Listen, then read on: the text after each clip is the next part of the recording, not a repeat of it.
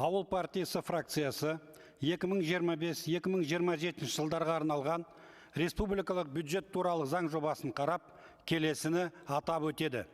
Қазіргі таңда орын алып отырған проблемаларға қарамастан, еліміздің ауыл шаруашылығы саласы қабылданып жатқан бірлескен шаралардың арқасында тұрақты дамып келеді және осы кезеңде елдің азық-түлік қауіпсіздігін қамтамасыз етуде. Ауыл партиясының фракциясы қаралып отырған республикалық бюджет жобасында жалпы ауылдың, оның ішінде ауыл шаруашылығының дамуы бюджеттік инвестициялардың басым бағыттарының бірі болып қала беретіні және еліміздің ауыл шаруашылығы саласын одан әрі дамытуға мемлекеттің жеткілікті қаражат бөлетінін қуантарлық жайт екенін атап өтеді. Биылғы жылы ауыл шаруашылығы өндірісінің нақты өсімі 12,4% деңгейінде күтілуде. Ұсынылған бюджет жобасына сәйкес негізгі жоспарлайды ескергенде ауыл шаруашылығының болжамды өсімі 5,3% деңгейінде жоспарланған. Еңбек өнімділігін арттыру, ауылдық жерлер мен агроөнеркәсіптік кешенді теңгерімді дамыту, отандық өндірісті азық-түлік тауарлармен қамтамасыз ету, агроөнеркәсіптік кешен өнімдерін экспортын ұлғайту арқылы ауыл шаруашылығы саласының бәсекеге қабілеттілігін арттырып, оны дамытуда жоспарлануда.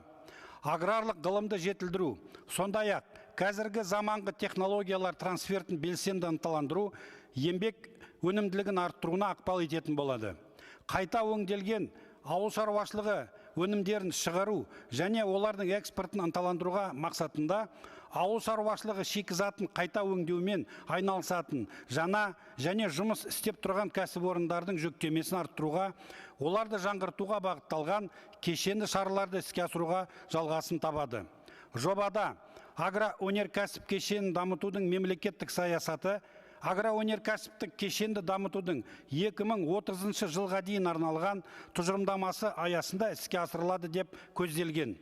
Аталған тұжырымдамада аграрлық технологияларды енгізу және ауыл шаруашылығы жануарларының өнімділігін арттыру, дақылдарды жедел әртараптандыру және өнімді сорттар шығарып, фермерлерді отандық тұқымдармен қамтамасыз ету тәсілдері өзгертілген. Сондай-ақ негізгі мақсаты ауыл халқының әл-ауқатын жақсарту болып табылатын халық табысын арттыру ауыл аманаты бағдарламасын іске асыру жалғаса бермек. Сонымен қатар үкімет мынадай мәселелерге қатысты мардымсыз жұмысын атап өткен жөн. Инфрақұрылымға салынатын инвестициялар, ауылдық жерлерде сапалы жолдар салу, заманауи мектептер, ауруханалар және басқа да әлеуметтік инфрақұрылым объектілерін салу мәселелері өзекті болып қалуда. Ауыл шаруашылығы өнімдерін төмен бағасы.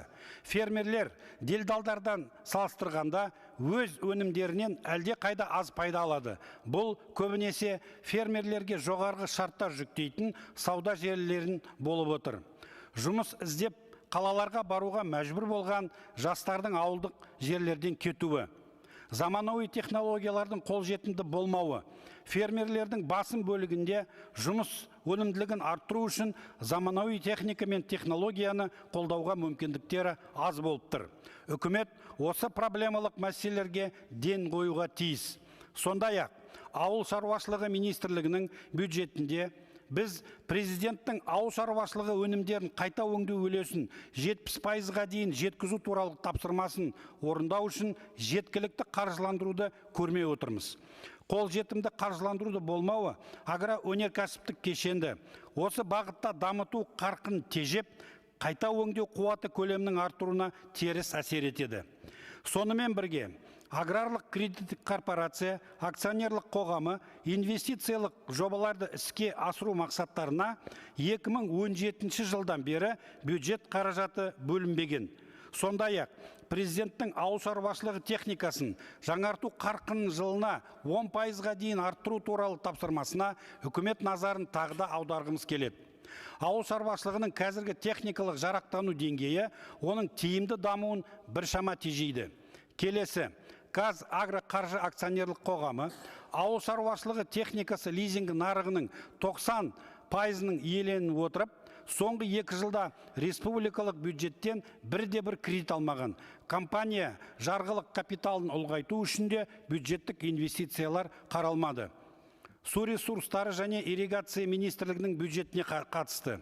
Қаралып отырған бюджет шеңберінде 3 бюджеттік бағдарлама: су қорын пайдалану және қорғау, сумен жабдықтау, су бұру саласындағы жұмыстарды үйлестіру бойынша қызметтер, су ресурстарын тиімді басқару, ирригация және дренаж жүйелерін жетілдіру іске асырылады. Министрлік су саласындағы жобаларды іске асыру үшін негізгі қаражаты халықаралық қаржы институттарынан тартуды жоспарлап отыр. Жалпы, жоғарыда баяндалған ұсынымдардың негізінде Ауыл партиясы фракциясы бюджет бойынша заң жобасын қолдайды. Назарларыңызға рахмет.